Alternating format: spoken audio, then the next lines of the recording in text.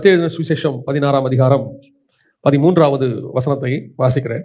பின்பு இயேசு பிலிப்பு சசரியாவின் திசைகளில் வந்தபோது தம்முடைய சீஷரை நோக்கி, மனுஷகுமாரனாகிய என்னை ஜனங்கள் யார் என்று சொல்லுகிறார்கள் என்று கேட்டார். இயேசு கிறிஸ்துவானவர் இந்த பூமியிலே ஊழியத்தில் செய்த நாட்களிலே அவருடைய ஆரம்ப முதல் முடிவு வரை அவர் ஒன்றைத்தான் ஜனங்கள் மத்தியிலே பதிய வைக்க விரும்பினார். அவர் எதுக்கு வந்தாருங்கிறது ஒரே ஒரு விஷயத்துக்காக தான் பதிய வைக்க விரும்பினார். என்ன அப்படின்னா, ஆரம்பத்திலிருந்து அவர் தேவனுடைய குமாரன். ஏனென்று சொன்னால், பழைய ஏற்பாட்டிலே இயேசு பூமியிலே தேவனுடைய குமாரன் இந்த பூமிக்கு மரித்து உலகத்தின் பாவத்தை சுமந்து தீர்த்து பின்பு தம்முடைய ராஜ்யத்தை பூமியிலே ஸ்தாபிக்க வேண்டும் என்பதுதான் உலகத்தினுடைய ஏற்கனவே எழுதி வைக்கப்பட்டதான ஒரு தீர்க்க தரிசனம், நியதி. அதை ஆண்டவர் இங்கே செய்வதற்கு தான் வந்தார். ஆனால் இயேசு இந்த பூமிக்கு வந்த பிறகு ஒவ்வொரு நிலையிலும் அவரை ஒவ்வொரு விதமாய் ஜனங்கள் பார்க்கிறார்கள். அது அவர் என்ன ப்ரூஃப் பண்ண வந்தார்னா, அல்லது என்ன அவர் ஜனங்களுக்கு தெரியப்படுத்த வந்தார்னா, தன்னுடைய தேவனுடைய குமாரன் என்பதை தெரியப்படுத்த விரும்பினார். ஆனால் நடந்தது என்ன அப்படின்னா, அவர் வந்த உடனே, முதல்ல அவர் பிறந்த உடனே அவரை பார்த்து யூதருக்கு ராஜா எங்கே என்று சொல்லி கேட்டார்கள் ஃபர்ஸ்ட். அதற்கு பிறகு அவர் எழும்பி ஒரு 30 வயசுல பிரசங்கம் பண்ண ஆரம்பித்த உடனே ஒரு கூட்டம் சொல்லிச்சு, இவர் மரியாளின் மைந்தன் அல்லவா அப்படின்னு சொன்னாங்க. இன்னொரு கூட்டம் சொல்லிச்சு, தச்சன் அல்லவா, தச்சனின் குமாரன் அல்லவா அப்படின்னு சொன்னாங்க. ஒரு காலகட்டத்துக்கு பிறகு இயேசுவை எலியா என்றார்கள், எரேமியா என்றார்கள், யோவான் ஸ்நானகன் என்றார்கள், தீர்க்கதரிசிகளில் ஒருவராக பார்த்தார்கள். ஒரு காலகட்டத்துக்கு பிறகு அவரை எதிரிகளாக பார்த்தார்கள். பார்த்து சிலுவையில் அறையக்கூடிய அளவுக்கு அவரை கொண்டு போய் அரைஞ்சிட்டாங்க. கடைசியில் ஒரு இடத்துல இந்த ஜேர்னியில் ஆண்டவர் கேட்குறாரு, ஜனங்கள் என்னை யார் என்று சொல்லுகிறார்கள்? ஒவ்வொரு இடத்துல ஒவ்வொரு விதமாக தான் என்னை சொல்லிக்கிட்டே வராங்க. நான் ஆரம்பத்திலிருந்து பார்த்துக்கிட்டே வரேன். என்னை ஒவ்வொன்றாக அவர்கள் சொல்லிக்கொண்டே வருகிறார்கள். ஆனால் நான் என்ன அவர்களுக்கு தெரிய வேண்டும் என்று விரும்புகிறேன் என்பது தேவனுடைய குமாரன் என்பது. இப்படி ஒவ்வொரு இடத்துல இப்படி செய்யும்போது ஜனங்கள் என்னை யார் என்று சொல்லுகிறார்கள். இந்த பல இடங்களிலே நமக்கு இந்த தடுமாற்றம் வருகிறது. ஆண்டவரை நாம் பல இடங்களில் பல விதமாக பார்க்குறோம். ஆனால் இங்கே இயேசு கிறிஸ்து அஃபிஷியலாக கேட்கிறார், என்னை ஜனங்கள் யார் என்று சொல்லுகிறார்கள். அப்போ இந்த கேள்விக்கு பின்னாடி இருக்கிற ஒரு விஷயத்தை பார்க்கும் பொழுது ஒவ்வொரு இடத்துல ஒவ்வொரு விதமாக தான் பார்க்குறாங்க, தேடுறாங்க, எல்லாம் செய்கிறாங்க, அதில் இருக்கும். ஆனால் அந்த தேடுகிறவருடைய சூழ்நிலை அல்லது தேடுகிறவருடையதான மனநிலை எப்படி இருக்குது அப்படிங்கிறத பார்க்கணும். இப்போ நம்ம எல்லாருமே அவரை தேடுறோம், தேவனாக தேடுகிறோம். நம்ம எல்லாம் இங்கே யாருமே தேவனை தேடாதவங்க உட்காந்துருக்கீங்க அத்தனை பேரும் யார் தான்? தேவனை தேடுகிறவர்கள் தான். அத்தனை பேரும் நம்ம ஆண்டவரை தேடி தான் இங்கே வந்திருக்கணும்னு வச்சுக்கோங்களேன். அப்படி இருக்கும் பொழுது இங்கே தேடுகிற நாம் எப்படிப்பட்ட மனநிலையில் அவரை நாம் தேடுகிறோம் என்பதுதான் முக்கியம். இப்போ முதலாவதாக எடுத்துக்கொண்டோம் அப்படின்னு சொன்னா, ஃபர்ஸ்ட் இயேசு ஒரு கூட்டம் தேடி வருது. வாசிங்க, மத்தேயு எழுதின சுவிசேஷத்துல 2ஆம் அதிகாரம் முதல்ல ஃபர்ஸ்ட் 1வது வசனம் வாசிங்க. யூதேயாவில் உள்ள பெத்லகேமிலே இயேசு பிறந்தபோது, இது முதல் கூட்டம், ஃபர்ஸ்ட் இயேசுவை தேடி வருகிறதான ஒரு கூட்டம். இவங்க தான் முதல்ல அவர் தேடி வராங்க. இவங்க என்ன சொல்லி அவரை தேடி வராங்க அப்படின்னு சொல்லி பார்த்தீங்கன்னு சொன்னா, யூதருக்கு ராஜாவாய் பிறந்திருக்கிறவர் எங்கே? இவங்களுடைய எதிர்பார்ப்பு முழுக்க என்னவா இருக்கு? ராஜாவை நம்ம பார்க்க போறோம் அப்படின்னு சொல்லி. ஆனால் இவங்க கிட்ட நிறைய நல்ல குணங்கள் இருக்கு. எப்படிப்பட்ட நல்ல குணங்கள் இருக்குன்னா, இவங்களுக்கு யாரும் அனௌன்ஸ் பண்ணல. இவங்களா அந்த ஸ்டாரை வச்சு கண்டுபிடிச்சு வராங்க, நட்சத்திரத்தை பார்க்குறாங்க. பார்த்த பிறகு யூதருக்கு ராஜா அப்படி பிறந்திருக்காது, கண்டுபிடிப்பு, என்ன சொல்றது, வானசாஸ்திரம் அப்படின்னு சொல்லுவாங்க. நம்ம இன்னைக்கு சொன்ன விண்வெளி ஆராய்ச்சி அப்படிம்பாங்க. ஏதோ ஒன்றை வச்சு அவங்க கண்டுபிடிச்சு தான் அவங்க இயேசுவை தேடி வராங்க. அப்போ இயேசுவை தேடி வரும்பொழுது அவர்கள் அந்த யூதருக்கு ராஜாவை பார்க்கும்படி வருகிறார்கள். ஆனால் இங்கே இவர்களுக்கு இருக்கக்கூடியதான இன்னொரு மிகப்பெரிய டிராபேக், இவ்வளோ கஷ்டப்பட்டு தேடி கண்டுபிடிச்சிருக்காங்க. ஒரு கமெண்ட்ரியில் அல்லது ஒரு புக்கில் விதமாக இருக்கு. என்ன சொல்கிறாங்கன்னா, இப்போ நம்ம இதெல்லாம் பார்த்துருப்பீங்க, கிறிஸ்மஸ்க்கு ட்ராமாலாம் போடுவாங்கல்ல. ட்ராமா போடும்போது பார்த்தீங்கன்னா 3 பேர் வருவாங்க. அப்படி வரிசையாக தான் இயேசுக்கிட்ட அப்படி வைப்பாங்க. ஒருத்தர் தலையில் கிரீடத்தை பார்த்தீங்கன்னா மஞ்சள் கலரில் இருக்கும், ஒருத்தருக்கு வெள்ளை கலரில் இருக்கும், ஒருத்தருக்கு என்ன கலர்னே தெரியாது அந்த கலரில் இருக்கும். 3 கிரீடம் இருக்கும். அது எதை ரெப்ரசென்ட் பண்ணுவாங்கன்னு கேட்டிங்கன்னா, ஒருத்தர் தங்கத்தை கொண்டு வந்தார், ஒருத்தர் என்ன கொண்டு வந்தார், வெள்ளை போலம் கொண்டு வந்தார், இன்னொருத்தர் தூப வர்க்கம் கொண்டு வந்தார். அதை ரெப்ரசென்ட் பண்ணுறதுக்கு 3 பேரை காட்டுவாங்க. ஏன்னா அங்கே 3 பொருள் இருக்குல்ல. ஆனால் அப்படி இல்லை, அங்கே 3 பேர்னு இல்லை, பைபிளில் 3 பேர்னு இல்லை. அது என்ன சொல்றாங்க அப்படின்னு கேட்டால், இயேசுவை பார்க்கறதுக்கு 2000க்கும் மேற்பட்டவர்கள் வந்திருக்கிறார்கள். குறைஞ்சபட்சம் 2000 பேர்கிட்ட வந்திருக்கணும். ஏன் அப்படின்னு கேட்டீங்கன்னு சொன்னா, இந்த வந்த வானசாஸ்திரிகள் எல்லாமே கிழக்கிலிருந்து வந்தார்கள் அப்படின்னு இருக்குது. கிழக்கில் இருக்கக்கூடியதான ஒரு பல்கலைக்கழகம் 2500 வருஷமா இருக்குதான். நம்ம ஒரு நலந்தா யூனிவர்சிட்டி மாதிரி அங்கே ஒரு ஹேண்ட் யூனிவர்சிட்டி இருக்கு. அதுல இந்த சாஸ்திரிகளை பற்றின குறிப்புகள் இருக்கான். அதுல பார்த்தீங்கன்னு சொன்னா ஏறக்குறைய 2000 பேருக்கு மேல இயேசுவை பார்த்ததாக சொல்லப்படுகிறது. அப்போ இவங்க வந்தவங்கள ஒரு இம்பார்ட்டன்ட் குறிப்பிட்ட மக்களை பற்றி மட்டும் தான் அங்கே குறிக்கப்பட்டிருக்கு. ரொம்ப கஷ்டப்பட்டு வந்திருக்காங்க. கிழக்கு அப்படின்னு சொன்னா அது சைனாலேருந்து வருது, அது பெர்ஷியாலேருந்து, ஈரான்லேருந்து வருது, இந்தியாவிலேருந்து வருது, எங்க இடத்துல வந்தாங்க தெரியல, கிழக்கிலிருந்து வந்தார்கள் அப்படின்னு இருக்கு. அவ்வளோ கஷ்டப்பட்டு தேடி கண்டுபிடிச்சு வராங்க. அப்படி வரும்பொழுது அங்கே ஒரு வினோதமான ஒரு காரியத்தை அந்த வசனத்தில் நான் வாசிக்கும் போது எனக்கு ஒரு காரியம் ஆண்டவர் உணர்த்தினார். அதை பார்த்த போது அதுதான் வாசிங்க, அதே 2ஆம் அதிகாரம் 10வது வசனத்தை வாசிங்க பார்ப்போம். அவர்கள் அந்த நட்சத்திரத்தை கண்டபோது மிகுந்த ஆனந்த சந்தோஷம் அடைந்தார்கள். எதை பார்த்தபோது? வானத்திலே அவர்கள் ஒரு நட்சத்திரத்தை பார்க்கிறார்கள். யூதருக்கு ராஜாவை பிறந்திருக்கிறவர் எங்கே? அப்போ இந்த நட்சத்திரத்தை வச்சு தான் அவங்க ராஜாவை கண்டுபிடிக்கிறாங்க. இப்போ நடுவில் அந்த நட்சத்திரத்தை அவங்க பார்த்துக்கிட்டே வராங்க, தேடிட்டே வராங்க. அந்த நட்சத்திரம் நடுவில் கொஞ்சம் காணாமல் போச்சு, திருப்பி வந்துச்சு, அதுதான் அவங்க கண்டுபிடிக்கிறாங்க. நடுவில் ஏரோது வீட்டுக்குலாம் போயிட்டு வந்துட்டாங்க, நட்சத்திரம் காணும்னு சொல்லிட்டு தான் ஏரோது வீட்டுக்கு போயிட்டு வந்துட்டாங்க. இப்போ வந்த பிறகு திருப்பி அந்த நட்சத்திரம் அவங்க கண்ணுக்கு தெரியுது. பார்த்த உடனே மிகுந்த சந்தோஷம் அடைந்தார்கள். இப்போ எதுக்காக இவங்க சந்தோஷம் அடைகிறாங்க? நட்சத்திரத்தை பார்த்தோன்னே சந்தோஷம் அடைகிறாங்க. நட்சத்திரத்தை எதை சொல்லுது? நட்சத்திரம் நமக்கு ராஜா பிறந்திருக்காருன்னு சொல்லுது. அப்படித்தானே அர்த்தம்? 2ஆம் அதிகாரம் 11வது வசனம் வாசிங்க. அவர்கள் அந்த வீட்டுக்குள் பிரவேசித்து பிள்ளையையும் அதன் தாயாகிய மரியாளையும் கண்டு சாஷ்டாங்கமாய் விழுந்து அதை பணிந்து கொண்டு தங்கள் பொக்கிஷங்களை திறந்து பொன்னையும் தூப வர்க்கத்தையும் வெள்ளை போலத்தையும் அதற்கு காணிக்கையாக வைத்தார்கள். இயேசுவை பார்த்தபோது சந்தோஷப்பட்டாங்கன்னு இருக்கா? நட்சத்திரத்தை பார்த்தபோது சந்தோஷப்பட்டா, மிகுந்த சந்தோஷப்பட்டா, அப்ப இயேசுவை பார்க்கும்போது இன்னும் சந்தோஷம் தானே பட்டிருக்கணும். ஏன்னா இவங்க நட்சத்திரம் என்பது இயேசுவை பார்ப்பதற்கான ஒரு அடையாளம், அவ்வளவுதான். இவங்க ராஜாவை பார்க்கணும். ராஜா தான் இருக்கிறதுலே பெரிய சந்தோஷம். ஆனா அடையாளத்தை பார்த்தபோது சந்தோஷம் இருந்தது. வானத்துல ஒரு அடையாளம் வந்துச்சு, நட்சத்திரம் பார்க்கறாங்க, மிகுந்த சந்தோஷம். அப்பா வழி காட்டிடுச்சுப்பா, நமக்கு நட்சத்திரம் தெரிஞ்சிடுச்சு, எல்லாம் பயங்கர சந்தோஷம் தான். ஆனால் ராஜாவை பார்த்தபோதோ அல்லது மரியாதை பார்த்தபோதோ அவர்களுக்கு சந்தோஷம் இல்லை. அங்கே சந்தோஷம் இல்ல, வசனத்துல இல்ல, அவ்வளவுதான். அதுக்கு முந்தின வசனத்துல அது மென்ஷன் ஆயிருக்கு, மிகுந்த சந்தோஷப்பட்டார்கள். ஆனால் உள்ளே போய் பார்த்தபோது அந்த தூப வர்க்கத்தெல்லாம் வச்சு அதை சாஷ்டாங்கமாய் பணிந்து கொண்டார்கள். அதுல எந்த மாற்று கருத்தும் இல்லை, பணிந்து கொண்டார்கள். ஆனால் சந்தோஷப்பட்டார்கள்னு இல்ல. ஏன் அவங்க சந்தோஷப்படாத? சரி, அதுக்கப்புறம் ஒருவேளை லூக்கால இருக்குமா அப்படின்னு சொல்லிட்டு லூக்காலையும் போய் பார்த்தேன். லூக்கால இவங்கள பத்தியே இல்ல, லூக்கால இவங்கள பத்தியுமே இல்ல. மார்க்ல ஆரம்பிக்கும் போதே யோவான்ல தான் ஆரம்பிக்குது, யோவான் ஸ்நானகன்ல தான் ஆரம்பிக்குது. யோவான்ல ஆரம்பிக்கும் பொழுது ஆதியிலே வார்த்தை இருந்ததுன்னு அதுவும் அந்த பக்கத்துக்கு போயிருச்சு, நேரா போயிருச்சு. இங்க எங்க இந்த வானசாஸ்திரிகளை பத்தி குறிக்கக்கூடிய மிக முக்கியமான ஒன்னே ஒரு இடம் எங்கன்னு கேட்டா மத்தேயு சுவிசேஷம் மட்டும்.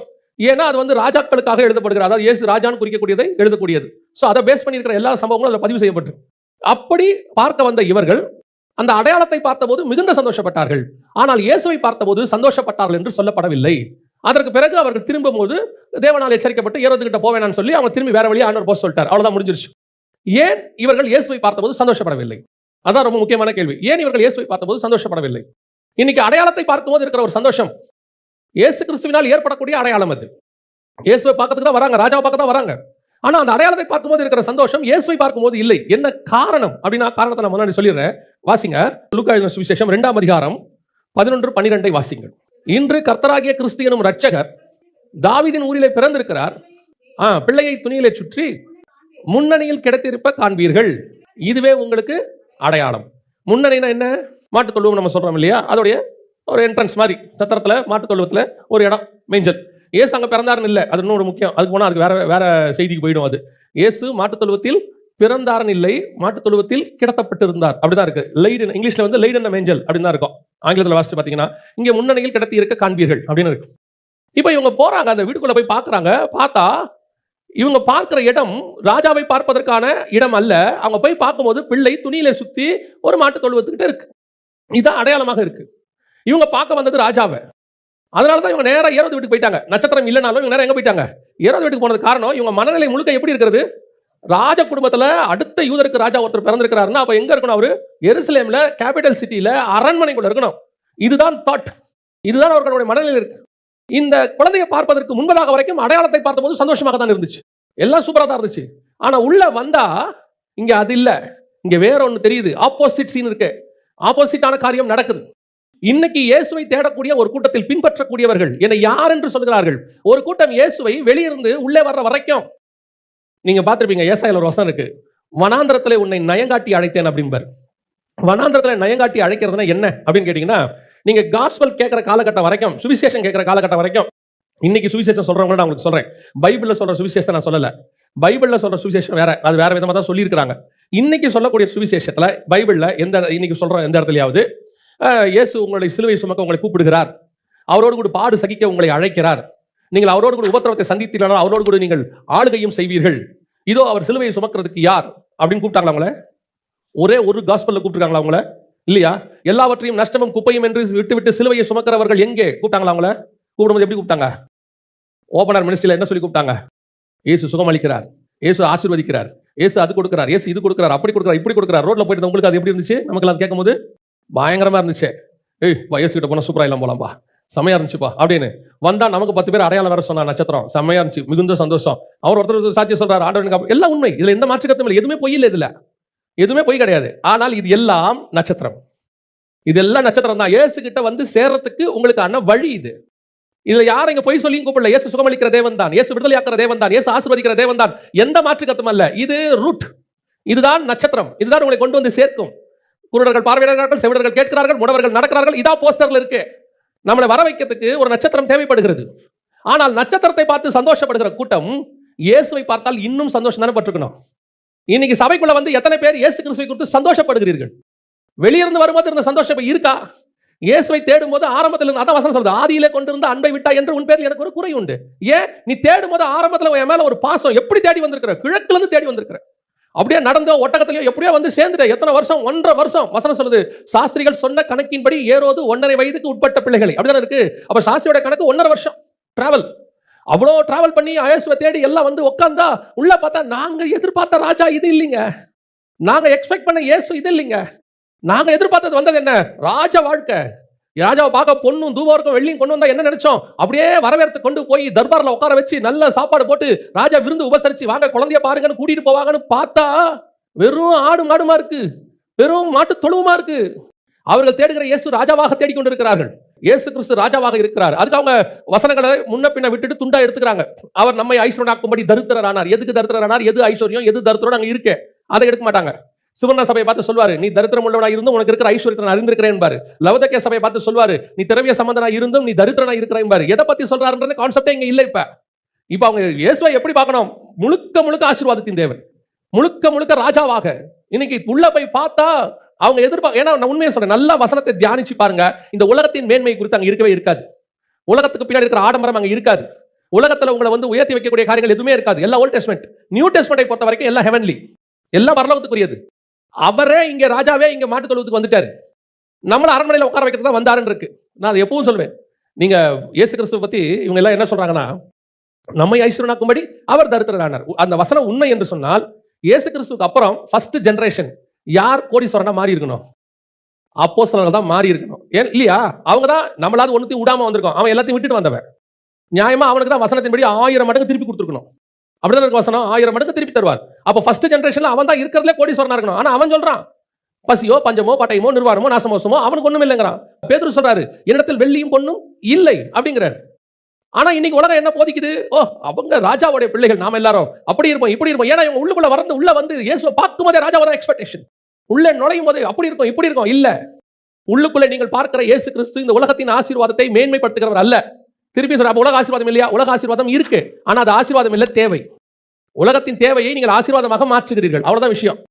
இப்ப நமக்கு ட்ரெஸ் என்பது தேவை. தேவைக்கு மிஞ்சி அது வந்து 500 ஆயிடுச்சுன்னு வச்சுக்கோங்க. உங்க பீரோக்குள்ள 500 சட்டையோ 500 புடவையோ ஆயிடுச்சுன்னா நீங்க என்ன பண்ண போறீங்க? கர்த்தர் இவ்வளவு கொடுத்து என்னை ஆசீர்வதித்தார். அப்ப 4 கொடுத்தவனுக்கு ஆசீர்வாதம் இல்லையா? 4 புடவை வச்சிருக்கவங்க ஆசீர்வாதமா இல்லையா? மிஷனரி வச்சிருக்கான 2 தான் வச்சிருக்கான அவன் ஆசீர்வாதமா இல்லையா? எது ஆசீர்வாதம்? தேவை என்பது ஒரு நாளும் ஆசீர்வாதமாய் மாறாது. நீட் வேற, பிளஸிங்ஸ் வேற. இன்னைக்கு நம்ம தேவையை ஆசீர்வாதமா மாத்துறதுனால எதெல்லாம் ஆண்டவர் தேவை நமக்கு கொடுத்தாரோ அதை ஆசீர்வாதமா ஆக்கிட்டு நம்ம இன்னும் அது மேலேயே கான்சென்ட்ரேட் பண்ணிட்டு இருக்கிறோம். ஆனால் உள்ளே போய் பார்க்கிற இயேசு கிறிஸ்து ராஜாவாக இல்லை. உள்ளே பார்க்கிற இயேசு கிறிஸ்து அவர் வேறொரு திட்டத்தோடு உள்ள படுத்து கிடக்கிறார். அவர் பிறந்ததுக்கு வேற ஒரு காரணம் இருக்கு. ஒவ்வொரு இடத்துலயும் சொல்றாங்க, அவர் எங்க தாவீதின் ஊர்ல ரட்சகர் பிறந்திருக்கிறார். ஏதோ உங்களுடைய ரட்சணிய கண்டதை என் கண்கள் கண்டது. அவர் வேற ஒரு பிளான்ல வந்திருக்கிறார். இஸ்ரவேலுக்கு மகிமையாகவும் புறஜாதியாருக்கு ஒளியாகவும் பிறந்திருக்கிறார். அவர் ஒரு ஹெவன்லி பிளான்ல வந்திருக்கிறாரு. இவங்க அவரை கொண்டு போய் வேற பிளான்ல பார்த்துட்டு இருக்கிறோம். நம்ம இன்னைக்கும் சர்ச்சுக்குள்ள வரவங்க அப்படிதான் இருக்கீங்க. சபையும் இன்னைக்கு எப்படி மாறிடுச்சு அப்படின்னு கேட்டீங்கன்னா, ஒரு எதிர்பார்ப்பு. என்ன விதமான எதிர்பார்ப்பு? உள்ளே வந்து இப்ப நீங்க எல்லாம் இப்ப எப்படி வந்திருக்கீங்கன்னா, மாட்டு தொழுவத்துக்குள்ள வந்திருக்கிற மாதிரி. இப்ப நீங்க உள்ள வந்து என்ன எதிர்பார்க்கணும்? நியாயமா சர்ச்சுக்குள்ள வரவங்க இப்ப என்ன எதிர்பார்க்கறாங்க? பல 90% சபைகள் grace, hyper grace, super grace, செழிப்பு இப்படி போற சபைகள்ல நீங்க எங்க போய் உள்ள உட்கார்ந்தீங்கனாலும் இயேசு ராஜாவாக இருக்கிறார். இயேசு எப்படி இருக்கிறாரு? ராஜாவாக இருக்கிறார். ஆனா இங்க வந்தீங்கன்னா மாட்டு தொழுவத்துல தான் படுத்திருப்பாரு. நான் திருப்பி சொல்றேன், மாட்டு தொழுவத்துல தான் படுத்திருப்பாரு. ஏன்? இங்க ஹெவன்லி பிளான் ஆபரேட் ஆயிட்டு இருக்குது. இங்க உங்களுக்கு கொடுப்பதற்கு நாங்கள் அழைக்கவில்லை, உங்களை அவருக்கு கொடுப்பதற்கு அழைத்திருக்கிறோம். இப்ப பாருங்க, அவனுக்கு சந்தோஷமே இல்லை அந்த வானசாஸ்திரிக்கு. அவங்க எல்லாம் அப்படியே வசனம் சொல்லுது, நட்சத்திரத்தை கண்டபோது அவர்கள் சந்தோஷப்பட்டார்கள். 2வது ஒரு கூட்டம் இருக்கு, இந்த அடையாளங்கள்லயே சந்தோஷப்படுற குரூப். ஆண்டவருக்காக ஏதாவது நடக்குது இல்ல, அந்த நடக்கிறதுலயே அவங்க வாழ்க்கை திருப்தி. சிலர்லாம் பாத்தீங்கன்னா இயேசு கிட்ட வர்றதுல இருந்து அவங்களுடைய மரணம் வரைக்கும் ஏதாவது ஒரு அடையாளத்தை கேட்டுக்கிட்டே இருப்பாங்க. அவங்க ஆண்டவர்கிட்ட ஏதோ ஒரு கேட்டுக்கிட்டே இருப்பாங்க. அந்த நடக்கிற அடையாளத்தை வச்சுக்கிட்டு அவங்க சந்தோஷப்பட்டுருவாங்க. ஃபர்ஸ்ட் வரும்போது ஒன்று கேட்டிருப்பாங்க, அது தரித்திரமோ அல்லது ஏதோ ஒன்றோ கஷ்டமோ வியாதியோ விடுதலையோ அல்லது பிள்ளையோ கல்யாணமோ ஏதோ வேலையோ ஏதோ ஒன்று கேட்டிருப்பாங்க. அதை ஆண்டவர் கொடுத்துருவார், உள்ள வந்துருவாங்க. சரி, வந்த உடனே இந்த அடையாளத்தை சந்தோஷப்பட்டாங்களே, அதுக்கப்புறம் இயேசு பார்ப்பாங்களா? பார்க்க மாட்டாங்க. அடுத்து என்ன பண்ணுவாங்க தெரியுமா? அடுத்த அடையாளத்தை கேட்பாங்க. பல நேரத்தில் நாம் அடையாளத்துக்கு பின்னாடியே நமக்கு ஒரு பிரச்சனை இருக்கு. அந்த பிரச்சனையே தான் லைஃப். காடோடைய பிளானை பத்தி இங்க கவலையே இல்லை. இப்போ இதோ கல்யாணம் பண்ணியாச்சு, அடுத்த அடையாளத்துக்கு போயிடுவாங்க. இப்படி இவங்களுக்கு ஒரு அடையாளத்தை வச்சுக்கிட்டே இருப்பாங்க. இவங்க வாழ்க்கையில அந்த அவர் வந்து அந்த மாட்டு தொழுவத்துல படுத்தாரு, ஏன் படுத்தாருன்னு கேட்கவே மாட்டான். இவன் வெளியே இருக்கிற அடையாளத்திலேயே சந்தோஷப்பட்டு இருக்கிற ஒரு குரூப் இருக்கு. வாசிங்களேன், லூக்கா எழுதின சுவிசேஷம் 11ஆம் அதிகாரம் 16வது வசனத்தை வாசிங்க. எனக்கு வானத்திலிருந்து ஒரு அடையாளம் வேண்டும் என்று கேட்டார்கள். அவருடைய சிந்தனைகளை அவர் அறிந்து அவர் நோக்கி, தனக்குத்தானே விரோதமாக பிரிந்திருக்கிற எந்த ராஜ்யமும். 15வது வசனம் வாசிங்க. அவர்களில் சிலர், இவன் பிசாசுகளின் தலைவனாகிய பெயல்செபூலை கொண்டு பிசாசுகளை துரத்துகிறான் என்றார்கள். இந்த முதல் ஒரு ஆப்ஷன் இருக்குல்ல, முதல் கேள்வி, அதுக்கான பதில் இங்க ஆரம்பிக்கிறாரு 17 ஆரம்பிச்சு எங்க முடிக்கிறாருன்னா 28 முடிச்சிட்டாரு. நான் சொல்றது புரியுதா உங்களுக்கு? 2 கேள்வி கேட்கறாங்க அவரை பார்த்து. ஒன்னு பிசாசால் துரத்துறாருன்னு ஒரு சந்தேகம் இருக்கு, ரெண்டாவது எங்களுக்கு ஒரு அடையாளத்தை காட்டுங்க, ரெண்டாவது ஆப்ஷன். இந்த ரெண்டுல ஃபர்ஸ்ட் பதில், முதலுக்கானது பதில் கொடுக்குறாரு. நான் பிசாசால இல்ல, அப்படி பிரிஞ்சிருந்தா அது ராஜ்யம் பிரிஞ்சிருக்கும் அப்படின்னு அதுக்கான பதில் 28 வரைக்கும் கொடுத்து முடிச்சிட்டாரு. 29 வாசிங்க. இந்த சந்ததியார் பொல்லாதவர்களாயிருக்கிறார்கள், அடையாளத்தை தேடுகிறார்கள், ஆனாலும் யோனா தீர்க்கதரிசியின் அடையாளமே அன்றி வேறே அடையாளம் இவர்களுக்கு கொடுக்கப்படுவதில்லை. அப்ப அந்த 16வது வசனத்துக்கான பதிலை இங்கதான் ஆரம்பிக்கிறார். நீங்க முதல்ல நீங்க அதையும் சேர்த்து படிச்சீங்கன்னா அந்த 2வது கேள்விக்கான பதிலை இதை படிக்க ஆரம்பிச்சிருவீங்க. அப்படி படிக்க கூடாது. அந்த முதல் கேள்விக்கான பதில் 28வது வசனம் வரைக்கும் இருக்கு. 2வது கேள்விக்கான பதில தான் இங்க ஆரம்பிக்கிறார். இப்ப இங்க என்ன சொல்றாரு? அடையாளத்தை தேடுற சந்ததியாருக்கு பேர் என்ன? ஆண்டவரை தேடி உள்ள வந்த பிறகும் அடையாளத்தை தேடுறீங்களா, இன்னொரு அடையாளத்தை காட்டுங்க. இயேசுநாதர் பிறந்ததுல இருந்து எருசலேம்ல வெறும் அடையாளமா தான் போயிட்டு இருக்கு. பிறந்த அன்னைக்கு ஒரு அடையாளம் வந்துச்சு, நட்சத்திரம் வந்துச்சு. அதுக்கப்புறம் ஒவ்வொன்றும் அடையாளம் தான், ஒவ்வொன்றுமே அடையாளம் தான். ஆனா இன்னும் ஒரு அடையாளத்தை எங்களுக்கு காட்டுங்கள். குருடர்கள் பார்வையடைகிறார்கள், செவிடர்கள் கேட்கிறார்கள், முடவர்கள் நடக்கிறார்கள். இதோட பெரிய அடையாளம் என்னப்பா? இந்த இயேசு யோர்தான்ல நிக்கும் போது அப்படியே பரிசுத்த ஆவி இறங்குறாரு. இதோட பெரிய அடையாளம் என்னப்பா? இவ்வளவு பெரிய அடையாளம் இருந்தாலும் இப்ப திருப்பி இன்னும் எங்களுக்கு ஒரு அடையாளத்தை காட்டுங்க. அதுவும் என்ன கேட்டாம அந்த வசனத்துல 16, சிலர் அவரை சோதிக்கும்படி வானத்திலிருந்து எங்களுக்கு ஒரு அடையாளம் வேணுமா? அதுவும் இங்க இருந்தெல்லாம் கொடுக்க கூடாது, எக்ஸ்ட்ராடினரியா வரணும். நம்மால் கேட்கும் போதெல்லாம் எப்படி தெரியுமா கேட்பாங்க? சாதாரணமா இல்ல, அவங்க கேட்கிற தோரணை எப்படி தெரியுமா? கிதியோனுக்கு தோல் மேல பெஞ்சிச்சா? பெஞ்சிச்சு. அப்புறம் தோல் மேல பெய்யாம சுத்தி பெஞ்சு. ஆமா, அப்படி எனக்கு அதுக்கு நீங்க கிதியோன் நல்லா இருக்கணும். நாம தான் திருப்பி திருப்பி கேட்டுக்கிட்டே இருப்போமே. கிதியோன் ஒரு அடையாளம் கேட்டாரு, 2 அடையாளம் கேட்டாரு. அடையாளம் கேட்க தப்பு இல்லை, திருப்பியும் சொல்றேன். ஆனால் நீங்கள் அடையாளத்தை கேட்கிற ஸ்தானத்திலே இருக்கிறீங்கன்னு சொன்னா இன்னும் நீங்கள் உள்ளே போறேன்னு அர்த்தம். இன்னும் நீங்க இயேசுவை பார்க்க உள்ளுக்குள்ள போய் சந்தோஷப்படுற கூட்டம் இல்லை, வெளியே அடையாளத்திலேயே சந்தோஷப்படுற கூட்டம். இப்போ ஏதாவது ஒரு அடையாளம் கேட்டுக்கிட்டே இருப்பாங்க. சிலருக்குலாம் பாத்தீங்கன்னா அடையாளத்தை கேட்கறது, ஆண்டவர்கிட்ட ஒரு அடையாளம் கேட்டிருக்கிறேன், அப்புறம் ஆண்டவர் எனக்கு ஒரு அடையாளம் காட்டினாரு, அதுலயும் அவங்க திருப்தி ஆவாங்களா? என்னன்னே தெரியல, இன்னும் நடக்கவே இல்லை. அவர் தான் அடையாளம் கொடுத்துட்டாரு. அடையாளத்தை விட என்ன ரொம்ப மதிக்கிறது வசனத்தையே கொடுத்துருவார் நமக்கு. இந்த வசனத்தின்படி செய்யறேன்னு சொல்லிட்டாருன்னா எது ஒளிந்து போனாலும் கர்த்தருடைய வார்த்தை என்ன செய்யாது, ஒளிஞ்சே போகாது. அது நடக்கும், கம்பல்சரி நடக்க தான் போகுது. ஆனாலும் சாட்டிஸ்ஃபை ஆகாத கூட்டம், இன்னும் ஏதாவது கொடுங்க, இன்னும் ஏதாவது கொடுங்க, இன்னும். இப்ப இயேசு என்ன சொன்னாரு? 29 வசனம், பொல்லாதவர்களா இருக்கிறார்கள், அடையாளத்தை தேடுறவனுக்கு பேர் என்னது? என்ன? அதாவது முதல்ல தேடினவன சொல்லல, வந்தவனை பார்த்து சொல்றாரு. நீ தான் எல்லாம் விட்டுட்டு வந்துட்டியே, என் கூட வந்து இன்னும் என் கூட பழகுறியே, இன்னுமா? அதாவது கல்யாணம் ஆகும்போது என்கேஜ்மெண்ட்ல ஒரு மோதிரம் போடுவாங்க, இது ஒரு அடையாளம். அப்போ இந்த மோதிரம் என்பது ஒரு அடையாளம், அவ்வளவுதான். கல்யாணம் ஆயிடுச்சு, என்கேஜ்மெண்ட் ஆயிடுச்சு அப்படிங்கிற ஒரு அடையாளம். மற்றபடி இந்த அடையாளம் அல்ல, பிரமாணம் தானே முக்கியம். ஒருத்தருக்கு ஒருத்தர் பிரமாணம் பண்ணிருக்கிறோம்ல, இந்த மோதிரம் இல்லாட்டி கல்யாணம் இல்லைன்னு அர்த்தமா? இன்னொரு அடையாளம் கேட்பீங்களா? மோதிரம் என்பது ஒரு அடையாளம், இருக்குதோ இல்லையோ, பிரமாணம் அவ்வளவுதான். நான் ஏற்றுக்கொண்டாச்சு, இதுக்கப்புறம் எனக்கு அடையாளம் தேவையே இல்லை. என் மனவாளன் மனவாட்டி இவ்வளவுதான். திருப்பி ஏசுகிட்ட இன்னும் கேட்டுட்டே இருப்பாங்க, இன்னும் அடையாளத்தை கேட்டுட்டே இருப்பாங்க. ஆண்டவர் சொல்றார், பொல்லாத சந்ததி, இன்னும் நீ என்ன வந்து அடையாளம் கேட்டுட்டே இருக்க. அதை விட சூப்பரா அவருக்கு ஒரு பதில் சொன்னார் பாருங்க, அதான் ரொம்ப நல்லா இருக்கும். இவன் என்ன அடையாளம் கேட்டான்? வானத்துல இருந்து ஒரு அடையாளம் கேட்டான். வாசிங்க 12ஆம் அதிகாரம் 40வது வசனம் வாசி. யோனா இரவும் பகலும் 3 நாள் ஒரு பெரிய மீன் வயிற்றில் இருந்தது போல. அதுக்கு முந்தின வசனம் வாசிங்க. அவர்களுக்கு அவர் பிரதியுத்தரமாக, இந்த பொல்லாத விபசார சந்ததியார் அடையாளத்தை தேடுகிறார்கள், ஆனாலும் யோனா தீர்க்கதரிசியின் அடையாளமே அன்றி வேறே அடையாளம் இவர்களுக்கு கொடுக்கப்படுவதில்லை. இவங்க எங்க அடையாளம் கேட்டான்? இவர் கொடுத்த அடையாளம் எங்க இருக்குது? நீ கேட்டது மேல தானே கேட்ட, கொடுக்க மாட்டேன், பாதாளத்துல வந்து அடையாளம் தருவேன், அவ்வளவுதான். போ. இன்னைக்கு நம்ம அடையாளத்தை தேடும் போது அப்படி ஒரு அடையாளம், இப்படி ஆண்டவர் சொல்றாரு, அடையாளம் தானே உனக்கு வேணும், இந்த ஒன்று தரம் வச்சுக்க, இப்படி ஒரு அடையாளத்தை கொடுப்பாரு பாருங்க. பல நேரங்களில் நாம் என்ன நினைக்கிறோம், இந்த அடையாளங்களை வைத்துக் கொண்டுதான் ஆண்டவரை நாம் நிரூபிக்க வேண்டும், ஆண்டவரை பார்க்கணும். அது ஒரு ஸ்டாண்டர்ட், ஒரு காலகட்டம் இருந்தது, உண்மை. இப்ப நீங்கள் உள்ளே வர வேண்டும் என்று கர்த்தர் விரும்புகிறார். அடையாளத்தை பார்த்ததை விட சந்தோஷம் உங்களுக்கு எது மேல வரணும் தெரியுமா? இயேசுவின் மேலே வர வேண்டும். அடையாளங்களுக்குள்ளேயே திருப்தியாகிற கூட்டமாக இருக்காதிருங்கள். அது ஒரு நாள் சந்தோஷம் கொடுத்தது உண்மை. தாண்டி வாங்க, உள்ள வாங்க. உள்ளுக்குள்ள இயேசு நீங்கள் நினைச்ச மாதிரி இருக்காது. உள்ள அது அங்க வந்து அவர் மாட்டுத்தொழுவத்தில் தான் படுக்க வச்சிருக்காங்க. நீங்க எதிர்பார்த்த அட்மாஸ்பியர் இல்ல, இங்க எதிர்பார்த்த ஆவிக்குரிய சூழ்நிலை இல்ல, இங்க ஊழியம் நீங்க நினைச்ச மாதிரி எல்லாம் இல்ல. ஆனால் ஒன்று மட்டும் நிச்சயம், உங்களுக்கு வச்ச திட்டம் அங்கே நிறைவேறி கொண்டிருக்கிறது. நீங்க அதை விட மேலான சந்தோஷம் அங்கே அடைய வேண்டும். 2வது இயேசு யாருன்னு சொன்னாங்க பாருங்க, வாசிங்க. யோவான் எழுதின சுவிசேஷம் 1ஆம் அதிகாரம் 29வது வசனம் வாசிங்க. இயேசு தன்னிடத்தில் வருவதைக் கண்டு, இதோ உலகத்தின் பாவத்தை சுமந்து தீர்க்கிற தேவ ஆட்டுக்குட்டி அப்படின்னு சொன்னார். இப்போ 2வது, அவங்க புறஜாதியார். யாரு? கிழக்கில் வந்த சாஸ்திரிகள் புறஜாதியார், தேவனை அறியாதவங்க. அவங்க நட்சத்திரத்தை பார்த்து சந்தோஷப்பட்டாங்க, ஆனா இயேசுவை பார்த்து சந்தோஷப்படவில்லை. சரி, அது அவருடைய சூழ்நிலை இருந்துட்டு போகுது. ஆனா யோவான் ஸ்நானகன் அப்படி அல்ல. இவர் முன்குறிக்கப்பட்டவர், அழைக்கப்பட்டவர், தேவனால் இயேசு கிறிஸ்துவுக்காகவே இவர் முன்னாக வந்தவர். இவருடைய பர்பஸே, இவருடைய மினிஸ்ட்ரியை இயேசு பேஸ் பண்ணி தான் இருக்கு. இயேசுக்கு இவர் யாரு? வழியை ஆயத்தம் பண்ணக்கூடியவர். 6 மாசத்துக்கு முன்னாடியே இவரை ரெடி பண்ணி பரலோகம் அனுப்புது. இவரை பத்தின ப்ராபசி எல்லாம் பழைய ஏற்பாட்டில் இருக்கு. இன்னும் சொல்ல போனா பழைய ஏற்பாடு இவரை வச்சு தான் முடியும். பழைய ஏற்பாடை இவரை வச்சு தான் முடிப்பார் ஆண்டவர். மல்கியா புத்தகம் கடைசியா நீங்க வாசிச்சு பாருங்க, ரெண்டு வசனம். யாரை வச்சு முடியும்னா யோவான் ஸ்நானன் வச்சு தான் முடியும். இதோ கர்த்தருடைய பெரிதும் பயங்கரமுமான நாள் வருகிறதற்கு முன்னே நான் உங்களிடத்திற்கு எலியா தீர்க்கதரிசியை அனுப்புகிறேன். நான் வந்து பூமியை சங்காரத்தால் அடிக்காதபடிக்கு அவன் பிதாக்களுடைய இருதயத்தை பிள்ளைகளிடத்திற்கும் பிள்ளைகளுடைய இருதயத்தை அவர்கள் பிதாக்களிடத்திற்கும் திருப்புவான். இது யோவான் ஸ்நானனை பத்தின ப்ராபசி. முடியவே முடியாது, ஆமேனே இருக்காது. கரெக்டா இதுக்கு அப்புறம் நியூ டெஸ்ட்மென்ட் தொடங்கும். நியூ டெஸ்ட்மென்ட்ல ஃபர்ஸ்ட் எழுதின புக் எது அப்படின்னு பாத்தீங்கன்னா மார்க் தான் ஃபர்ஸ்ட் எழுதின புக். அதுக்கப்புறம் தான் மற்ற காஸ்பல்லாம் எழுத ஆரம்பிச்சார். ஆவியானவர் முதல்ல எழுதுறது மார்க் 1 அதிகாரம் 1-2 வசனம் வாசிங்க. தேவனுடைய குமாரனாகிய இயேசு கிறிஸ்துவினுடைய சுவிசேஷத்தின் ஆரம்பம். இதோ நான் என் தூதனை உமக்கு முன்பாக அனுப்புகிறேன், அவன் உமக்கு முன்னே போய் உமக்கு வழியை ஆயத்தம் பண்ணுவான் என்றும். எங்க பழைய ஏற்பாடு முடிஞ்சிச்சோ அப்படியே புதிய ஏற்பாடு ஆரம்பிக்குது ஸ்ட்ரைட்டா. அங்க ஆமேனே போடல, பழைய ஏற்பாட்டுல என்ன செய்யல, ஆமேனே போடல. அப்படிதான் இருக்குது. ஆமேனே இல்ல, அங்க பேனாவை கீழே வச்சுட்டாரு. 430 வருஷம் கழிச்சு பேனாவை எடுத்து ஆவியானவர் எழுதுற ஃபர்ஸ்ட் புக் மார்க். நமக்கு செட் பண்ணும் போது மத்திய ஃபர்ஸ்ட் செட் பண்ணிருக்காங்க. ஆனா எழுதப்பட்ட முதலாவது புத்தகம் எதுனா மார்க் தான். நியூ டெஸ்ட்மென்ட்ல ஃபர்ஸ்ட் எழுதுனது மார்க் தான் எழுதினாரு. அவர் எழுத ஆரம்பிக்கும் போது இயேசுவின் பிறப்பை பத்தி ஆரம்பிக்கல, யோவான் ஸ்நானனை பத்தி தான் ஆரம்பிக்கிறாரு. சோ இது ஆவியானவருடைய கண்டினியூஷன். அப்பேற்பட்டதான ஒரு இம்பார்ட்டன்ட் பர்சன், அழைப்புள்ளவர், காலிங் உள்ளவர், கர்த்தரால் முன்குறிக்கப்பட்டவர், தீர்மானிக்கப்பட்டவர், இவரை குறித்து முன்னறிவிப்பு இருக்குது, எல்லாம் இருக்குது. இவர் தான் இப்போ இயேசு பத்தின இன்ட்ரோடக்ஷனை உலகத்துக்கே கொடுக்கணும். யார் கொடுக்கணும்? உலகத்துக்கே கொடுக்கணும். இவர் வந்து யாரை மேசியான்னு சொல்றாரோ அவர் தான் மேசியா. நான் வந்து இருக்கும்போது பரிசுத்த ஆவியானவர் புறா வடிவில் யார் மேல் இறங்குகிறாரோ அவரே அக்கினினாலும் ஆவியினாலும் ஞானஸ்நானம் கொடுக்கிறவர் என்று எனக்கு சொல்லப்பட்டது. கரெக்டா சொல்லிட்டாரு. இவர்தான் உலகத்தின் பாவத்தை சுமந்து தீர்க்கிற தேவ ஆட்டுக்குட்டி. எல்லாம் பெர்ஃபெக்ட். மினிஸ்ட்ரி பர்ஃபெக்ட்டா இருக்கு, ரெவலேஷன் கரெக்டா இருக்கு, சூப்பரா இருக்கு. ஆனா என்ன நடந்துச்சுன்னு மட்டும் பாருங்க. யோவான் 1:27 வாசிங்க. அவர் எனக்கு பின்வந்தும் என்னிலும் மேன்மையுள்ளவர், அவருடைய பாதரட்சையின் வாரை அவிழ்ப்பதற்கும் நான் பாத்திரனல்ல என்றான். இவைகள் யோர்தானுக்கு அக்கரையில் யோவான் ஞானஸ்நானம் கொடுத்த பெத்தாபராவிலே நடந்தன. மறுநாளிலே யோவான் இயேசுவை தன்னிடத்தில் வரக்கண்டு, இதோ உலகத்தின் பாவத்தை சுமந்து தீர்க்கிற தேவ ஆட்டுக்குட்டி, எனக்கு பின் ஒருவர் வருகிறார், அவர் எனக்கு முன்னிருந்தபடியால் என்னிலும் மேன்மையுள்ளவர் என்று நான் சொன்னேனே, அவர் இவர்தான். நானும் இவரை அறியாதிருந்தேன். இவர் இஸ்ரவேலுக்கு வெளிப்படும் பொருட்டாக நான் ஜலத்தினாலே ஞானஸ்நானம் கொடுக்க வந்தேன் என்றான். பின்னும் யோவான் சாட்சியாகச் சொன்னது, ஆவியானவர் புறாவைப் போல வானத்தில் இருந்திறங்கி இவர் மேல் தங்கினதைக் கண்டேன். நானும் இவரை அறியாதிருந்தேன், ஆனாலும் ஜலத்தினால் ஞானஸ்நானம் கொடுக்கும்படி என்னை அனுப்பினவர்.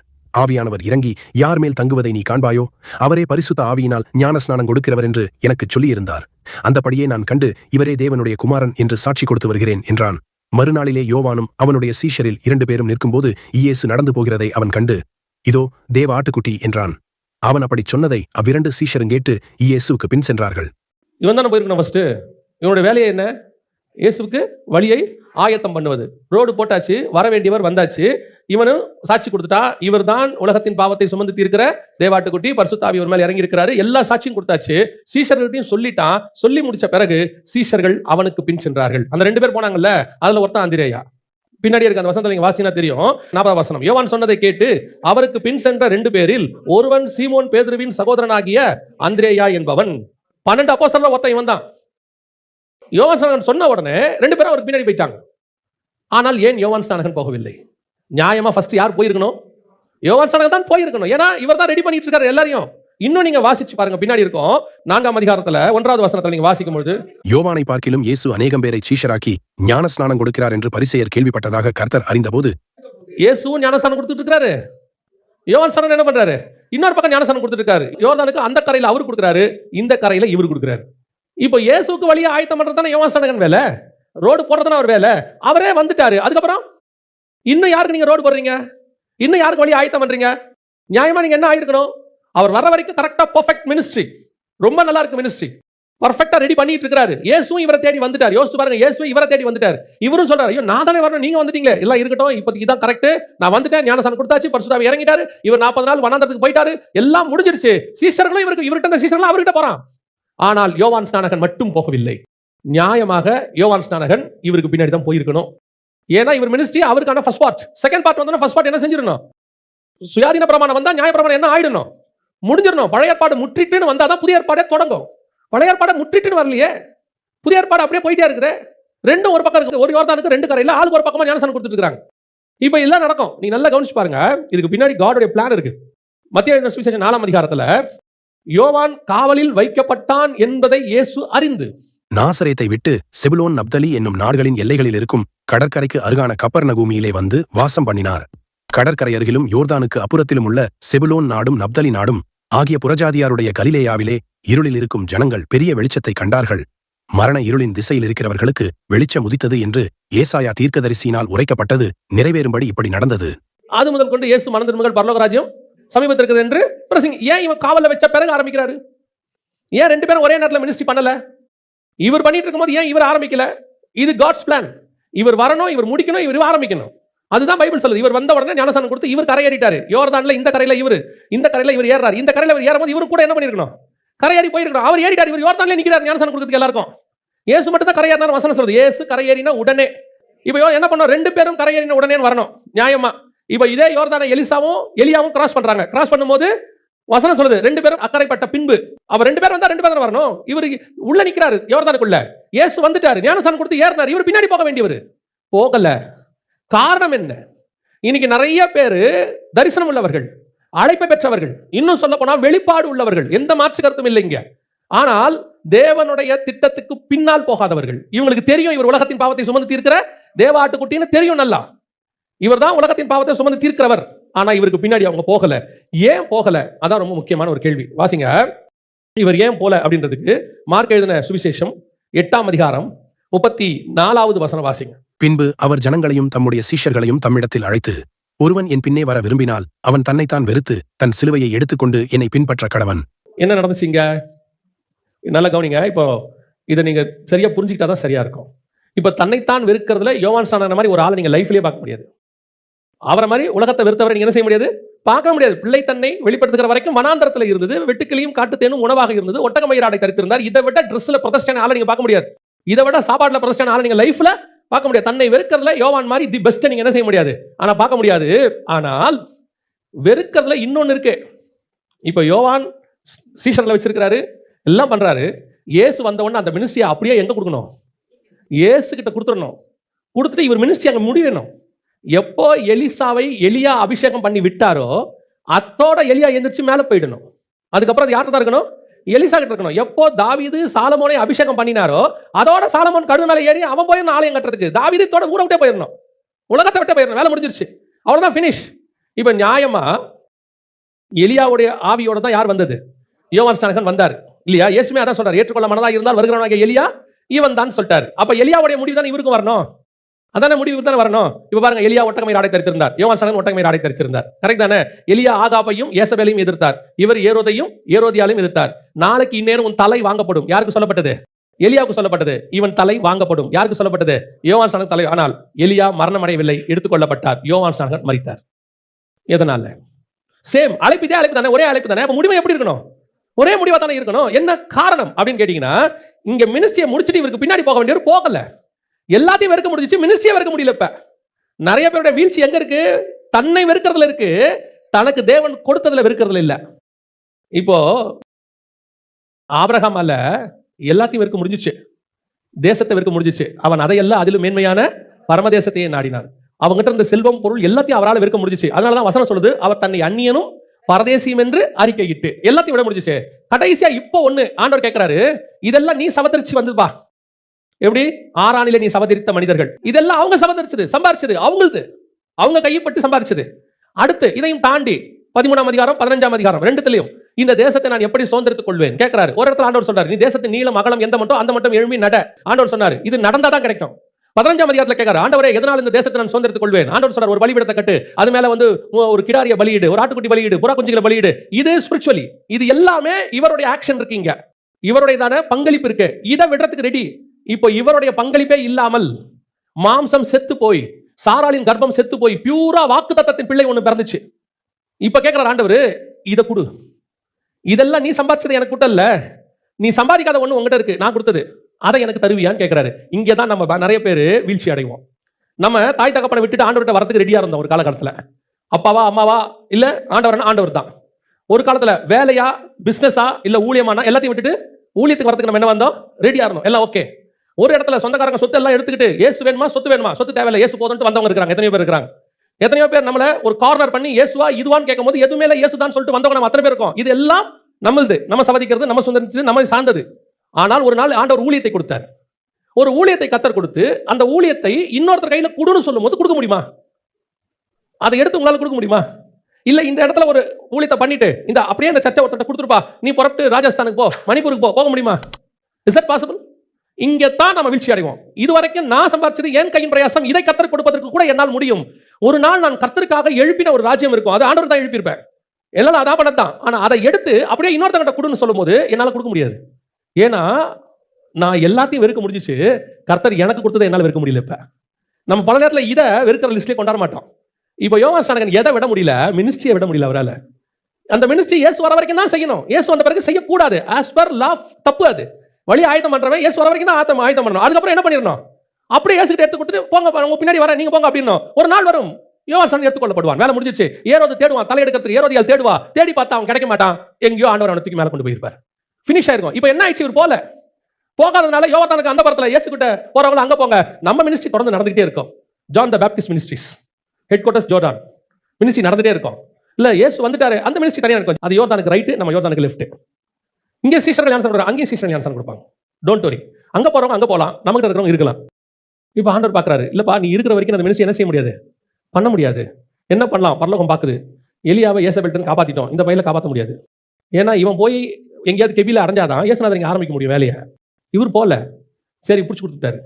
யோசித்து பாருங்க, பரலோகத்துடைய பர்மிஷன் இல்லாமல் யோவானுடைய முடியை கூட தொட முடியாது. பரலோகம் பிடிச்சி கொடுக்குது, சரி போ சிறைச்சாலையில் கடை அப்படின்னு போட்டாச்சு. இப்போ உள்ள போட்டாச்சு, மினிஸ்ட்ரி இல்லை.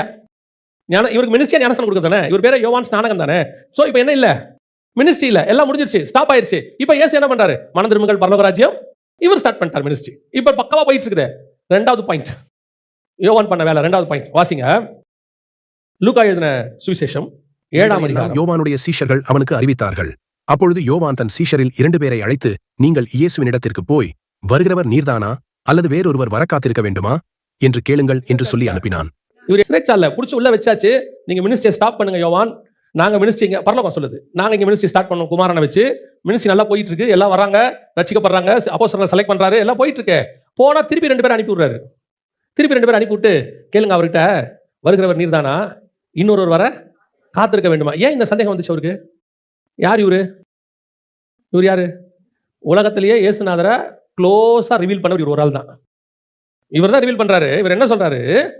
நான் யார் மேல பூரா இறங்குறேன், நான் தான் இப்போ இன்ட்ரோடக்ஷன் எழுதணும், புக்கு முன்னுரை நான் தான் எழுதணும். இந்த முன்னுரையில நான் யாரை மேசியான்னு சொல்றேன், அவர் தான் மேசியா சொல்லிட்டேன். உலகத்தின் பாவத்தை சுமந்திருக்கிற தேவாட்டுக்குட்டி சொல்லிட்டேன், எல்லாம் ஓகே ஃபினிஷ்ட். இவர் அதுக்கப்புறம் மினிஸ்ட்ரியை முடிக்கல, சரி இவரை தூக்கி உள்ள வச்சாச்சு. இப்போ இவரை மினிஸ்ட்ரி ஸ்டார்ட் பண்ணியாச்சு. இப்போ அடுத்து அங்க இல்லாம அடுத்த வேலை பார்க்குறாரு. இவரு சீஷனை போட்டு அனுப்பி விடுறாரு, அதுவும் ஜெயில இருந்து. இவன் எதுக்கு இவன் ஜெயில இருந்து அனுப்பிக்க மாட்டாரு, ஜெயில பார்க்க போனவன். இவன் ஜெயில இருக்கிறவங்க பார்க்க போவாங்கல்ல, அந்த மாதிரி இவன் பார்க்க போனவன் சொல்றான், ஏசு இந்த மாதிரிலாம் செய்யறாரு, அந்த வசனம் அப்படிதான் இருக்குது, யோவானுக்கு அறிவித்தார்கள். போய் சொல்றான், ஏசு இந்த மாதிரிலாம் செஞ்சுட்டு இருக்காரு, பெரிய பெரிய காரியம் போயிட்டு இருக்கு வெளியேன்னு. இவர் கேட்கிறாரு, அப்படி ஒரு விஷயம் நடந்த ஒரு சந்தோஷம் தானே படணும், அப்படியா அற்புதம் நடக்குதா எல்லாம் கேட்கணும்ல. இவர் கேட்கிறாரு, வருகிறவர் நீர்தானா இன்னொருவர் வர? ஏன் இந்த கேள்வி? ஏன் இந்த கேள்வினா, இவர் மைண்ட்ல இயேசு மேசியாவா இருக்காரு. இவர் மைண்ட்ல இயேசு என்னவா இருக்கிறாரு? மேசியாவா இருக்கிறாரு. அவர் இஸ்ரவேலுக்கு ராஜாவா மாறணும், இஸ்ரவேலுக்கு ராஜாவா மாறி அவர் ஆட்சி செய்யணும். அதான் இன்னைக்கு வரைக்கும் யூதருடைய எதிர்பார்ப்பு. ஏன் இயேசு அவங்க இன்னும் சொந்த ரட்சகரா யூதர்கள் அபிஷியலா ஏற்றுக்கொள்ளாம இருக்கிறான்னா, கொஞ்சம் பேர் ஏற்றுக்கொண்டாங்க, அரசாங்கமே ஏற்றுக்கொள்ள மாட்டேங்குது. என்ன காரணம்னா, அவங்க மேசியா ராஜாவா தான் வருவார். அவங்க மேசியா ஆசாரியனா வரமாட்டார், தட்சனா வரமாட்டார், உலகத்தின் பாவத்தை சுமந்து இருக்கிற தேவாட்டுக்குட்டியா வரமாட்டார். ரெவலேஷன் இருக்கு இவர் தானே. ஆனா தேவ திட்டம் முதல்ல இவர் உலகத்தின் பாவத்தை என்ன பண்ணணும், சுமந்து தீர்க்கணும், அதுக்கப்புறம் தான் ராஜா ஆகணும் அவரு. இவர் அந்த ப்ராஃபஸிலாம் கரெக்டா சொல்லிட்டாரு. இப்போ என்ன பிடிச்சி ஜெயில வச்சுட்டாங்க, என்ன காப்பாத்துறதுக்கு வழி இல்லை. இவர் பாட்டுன்னு பிரசங்கம் பண்ணிட்டு இருக்காரு, மலை பிரசங்கம் பண்றாரு, குருடர்களை சுகமாக்குறாரு, எல்லாம் செஞ்சுட்டு இருக்காரு. இப்போ ஏசு வந்து கேட்டு அனுப்புறான், நீங்க தானே இல்லை வேற யாராவது நான் மிஸ்டேக் பண்ண. அவன் என்ன கேட்கறானா, நான் மிஸ்டேக்கா சொல்லிட்டேன் நான் ப்ராஃபஸி, நீங்கன்ட்டு வேற யாருமா? இயேசுவே சந்தேகப்படுறான். அதுக்கு தான் கீழே இயேசு சொல்றாரு 7:23 என்ன சொல்லுது? என்னிடத்தில் இடரலையாது இருக்கிறவன் எவனோ அவன் பாக்கியான். ஏன் இந்த வேர்டு அங்க சொல்றாரு? யோவான் ஸ்நானகன் இடரல் அடைஞ்சிட்டாரு. என்ன இடரல்? நான் எக்ஸ்பெக்ட் பண்ண மேசியா இவர் இல்லைங்க. ப்ராஃபஸிலாம் கரெக்டாக தாங்க இருக்கு, சொன்னதனோ உண்மைதான். புறா வடிவில் ஆவியானவர் இறங்குறது நானே என் கண்ணால பார்த்தேன், எல்லாம் பர்ஃபெக்டா தான் இருந்துச்சு. ஆனா என்னன்னு தெரியலங்க, மேசியாவுக்குரிய எந்த அடையாளமும் இவர்கிட்ட இல்லை. இப்போ இவருக்கு ஒரு சந்தேகம் வந்துருச்சு. இது 2வது தேடுற கூட்டம். இவங்க வசனத்தை நல்லா வாசிப்பாங்க, எல்லாமே என்ன செய்வாங்க, பர்ஃபெக்டா இருப்பாங்க, தேவையான இடத்துல வசனத்தை தெளிவா பேசுவாங்க, ஏன் ரெவலேஷன் சொல்லுவாங்க, தீர்க்க தரிசனம் சொல்லுவாங்க, ஜனங்களுக்கு கரெக்டா போதிப்பாங்க. ஆனா இவங்களுக்கும் தேவனுக்கும் நடுவில் இடரல் இருக்கும். இவங்களுக்கும் தேவனுக்கும் நடுவில் நிறைய பர்சனல்ஸ்லாம் என்ன இருக்கும், இடரல் இருக்கும். இவங்க இடரல் அடையது பத்தாம சீசன் இடரலாக்கி விட்டுருவாங்க ஒரு காலத்துல. எனக்கே சந்தேகமா தான் இருக்கு. சீசன் போய் கேட்டிருப்பான், என்னங்க இயேசு இப்படி எல்லாம் செஞ்சுட்டு இருக்காரு, அவர் மேசியா மாதிரி இல்லைங்க, அவர் வேற என்னமோ மாதிரி செய்யறாரு. எனக்கும் அந்த சந்தேகம் இருக்குப்பா, எதுக்கும் பேசாம நீ அவரையே போய் கேட்டு வந்துரு, நான் கேட்டேன்னு கேளு. ஏன் அந்த கேள்வி வருது? தேவனுடைய திட்டத்தை அறியாததுனால. உலகத்தின் பாவத்தை சுமந்து தீர்க்கிற தேவாட்டுக்குட்டின்னு சொன்னாரு. அப்ப அந்த உலகத்தின் பாவத்தை சுமந்து தீர்க்கிற வேலையில் தான் இயேசு போயிட்டு இருக்கிறார். அது முடிஞ்சாதான் அவரோடு கூட பாடு சகித்தோமானால் அவரோடு கூட ஆளுகையும் செய்வோம். இங்க பாடு சகிக்கிற காலத்தை ஏற்றுக்கொள்ள மனசு வரமாட்டேங்குது. உடனே இவங்க என்ன நினைக்கிறாங்க? ராஜாவாயிடணும், உடனே ஆண்டவர் என்ன அப்படி ஆயிடணும், ஆண்டவர் நமக்கு இப்படித்தானே வாக்கு பண்ணியிருக்காரு. அதுக்கு முன்னாடி ஒரு ப்ராசஸ் இருக்குதுப்பா. அந்த ப்ராசஸை செய்யும் போது நீ இடர் அடையாம இருக்கணும். உனக்கு சொன்ன வாக்கு தத்தங்களில் ஒன்று கூட வீணாய் போகாது. கர்த்தர் சொன்ன தீர்க்க தரிசனம் எதுவும் வீணாய் போகாது. அதுக்கு முன்னாடி போகிற ப்ராசஸ் ஆப்போசிட்டாக இருக்கும். அதுக்கு முன்னாடி போற ப்ராசஸ் சம்பந்தமே இல்லாம இருக்கும். அவர் சொல்லியிருப்பாரு, உன்னை நான் ராஜாவாக்குவேன்னு. 11 பேர் உன்னை வணங்குவார்கள் அவர் சொல்லுவாரு. ஆனா நடக்கிறது என்னன்னு பாத்தீங்கன்னா, அந்த 11 பேர் சேர்ந்து உன்னை குழியில போடுவான். ஏங்க சொன்னது வார்த்தை இப்படி இருக்கு, நடக்கிற சம்பவம் ஆப்போசிட்டா இருக்க, என்னங்க செய்ய முடியும்? நீ நடக்கிற சம்பவத்தை பார்க்காத, சொன்ன வாக்கு தத்தத்தை மட்டும் தான் கரெக்டா புடிச்சுக்கணும் கையில. நடக்கிற சம்பவம் என்ன வேணாலும் இருக்கும், எப்படி வேணாலும் கூட்டி போகும், எங்க வேணாலும் போகும்.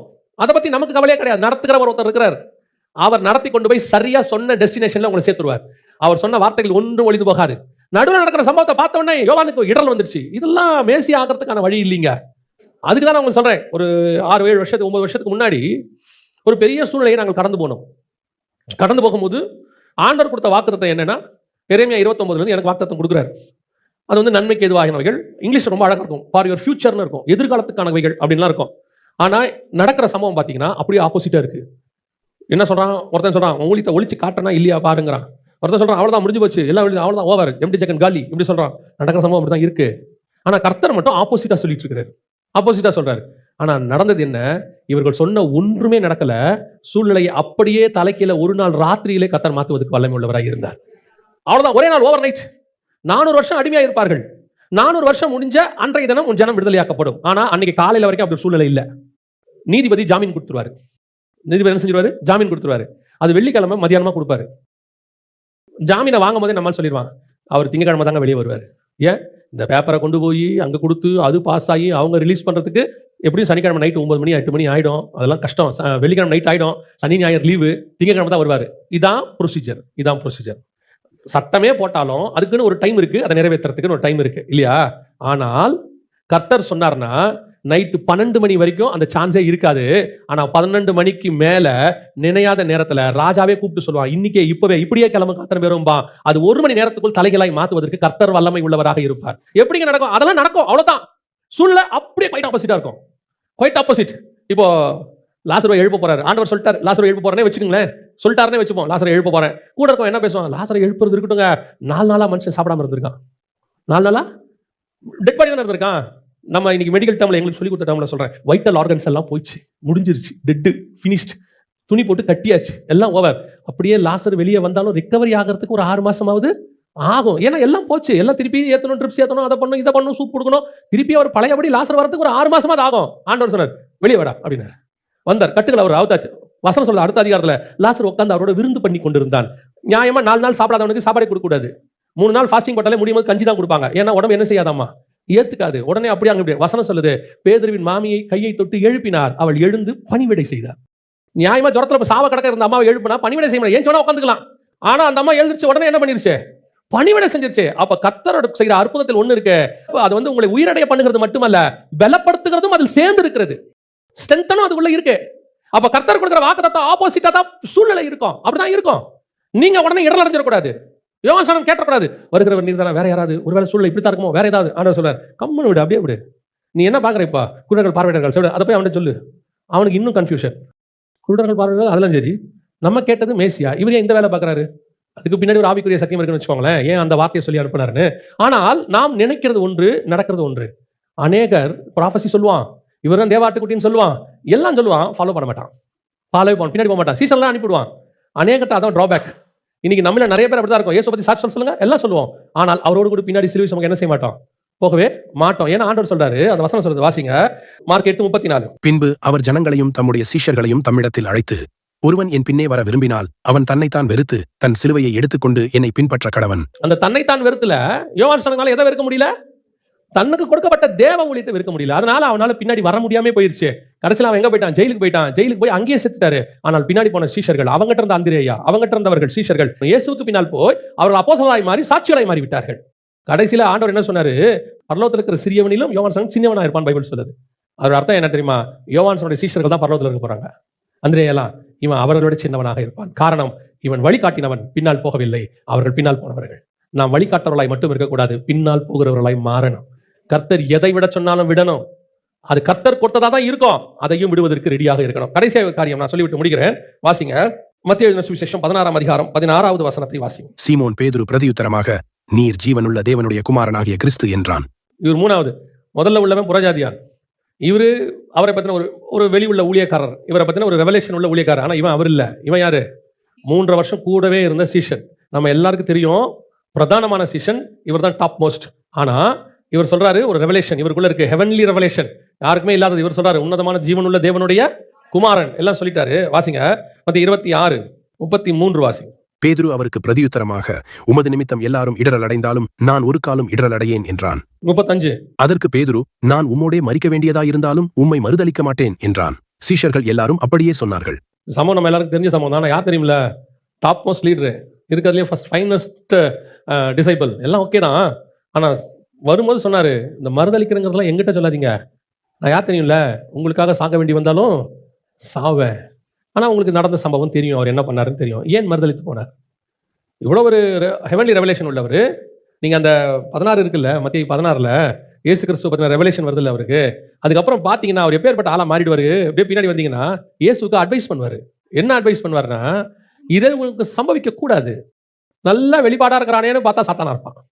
ரெண்டும் அடுத்தடுத்த சம்பவம் பாருங்க, அடுத்தடுத்த சம்பவம். இதே ஆள் தான் 26ஆம் அதிகாரத்தில் இயேசுவை பார்த்து சொல்றாரு, உங்களுக்காக நான் சாகவும் தயார். அட்டி இப்பவும் இயேசு திரும்பி அவனை பார்த்து அப்படியா சொல்றேன்னு கூட கேட்கல. அடுத்த பதில் என்ன வரும் தெரியுமா? நீ 3 தடவை என்ன மறுதளிப்ப, வேலை முடிஞ்சு. இப்போ சொன்னான், நீங்க என்ன இப்படி சொல்லிட்டீங்க என்னை பத்தி? ஆனால் வந்தது ஒரு நாள், கண்டிப்பாக அந்த அந்த தீர்க்க தரிசனம் நிறைவேறியது, அவன் மறுதளித்தான். ஏன்? இவ்வளோ வெளிப்பாடு இருக்கு. உண்மையிலே தேவன் மேல அவனுக்கு என்ன இருக்கு? அன்பு இருக்கு, இல்லாமலாம் கிடையாது. இன்னும் சொல்ல போனா நல்ல ஆண்டவர் மேல ஒரு வைராகியம் இருக்கு. சில ஆட்டெல்லாம் பார்த்தீங்கன்னா நம்ம சீஃப் கிட்ட நல்ல பேர் வாங்கணும்னு எவ்வளோ வேணா கஷ்டப்படுவான். நல்ல பேர் மட்டும் அவர்கிட்ட வாங்கிடணும் அப்படின்ட்டு இழுத்து போட்டு செய்வான். எவன் செய்யாததெல்லாம் இவன் செய்வான். நல்ல பேர் வாங்கணும், பிரதான சீசன், அடுத்த போஸ்டிங்க்கு நான் வரணுங்கிற அவனுக்கு எண்ணம்லாம் இருக்கு. அவனே தான் அடுத்து உமக்கு அடுத்து யாருன்னு ஆரம்பிச்சதே அவர் தான்.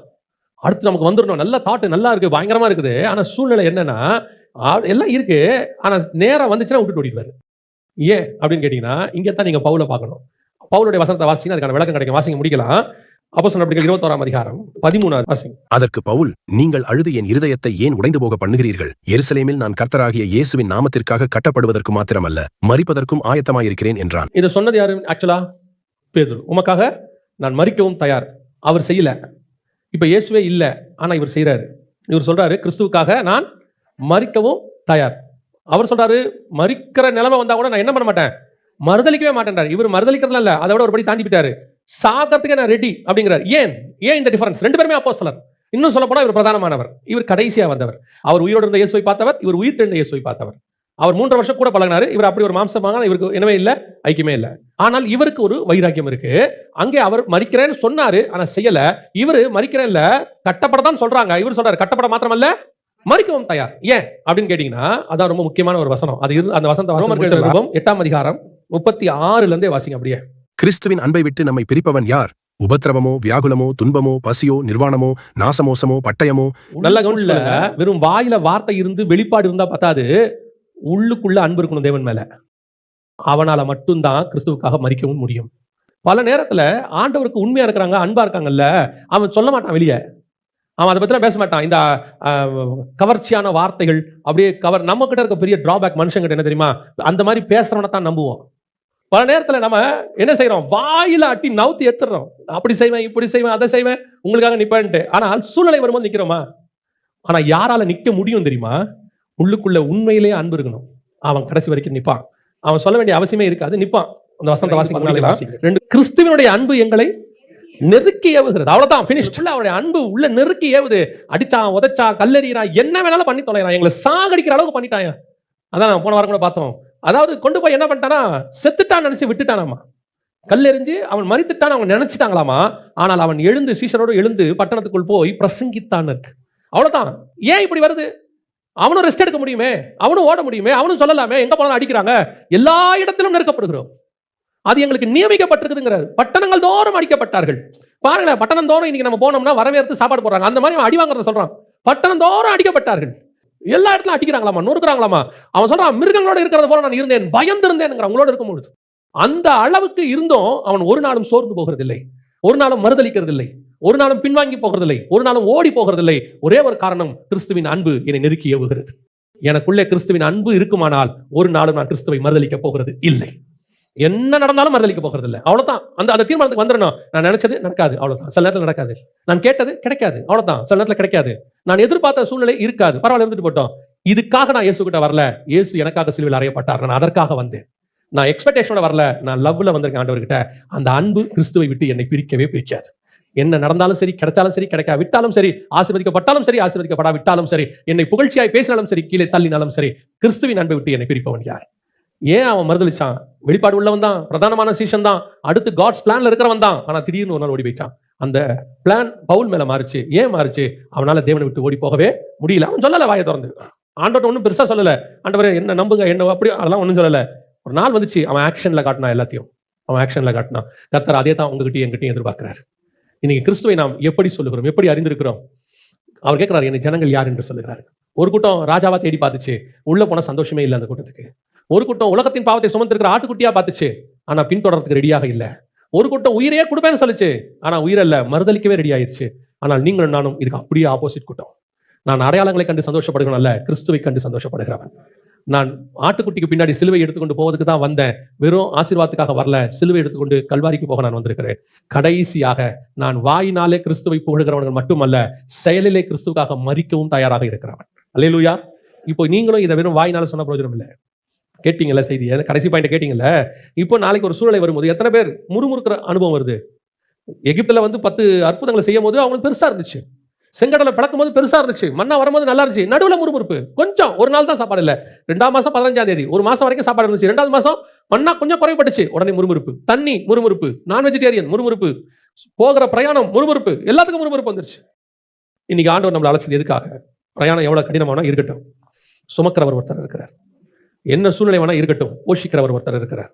எதிரிகள் எவ்வளவு வேணாலும் வரட்டும், ஜெயம் கொடுக்கிறவர் ஒருத்தர் இருக்கிறார். பிரயாணத்தில் அது வனாந்தரமோ அல்லது பாலைவனமோ அல்லது வனச்சோலையோ எது வேணா இருந்துட்டு போட்டோம், என்னை டெஸ்டினேஷன் கொண்டு போய் சேர்க்கிறவர் ஒருத்தர் இருக்கிறார். அல்லேலூயா. நாம் அவரை பின்பற்றுகிறோம். நாம் அவரை ஆட்டுக்குட்டியாக, தேவாட்டுக்குட்டியாக சிலுவையை சுமந்து பின்னாடி போறதுக்கும் ரெடி, ராஜாவாக உள்ள போய் பார்க்கறதுக்கும் ரெடி, நான் அவரோடு கூட மரிக்கவும் ரெடி. அல்லேலூயா. அவன் தான் கிறிஸ்துவை உண்மையாய் அறிந்தவன்.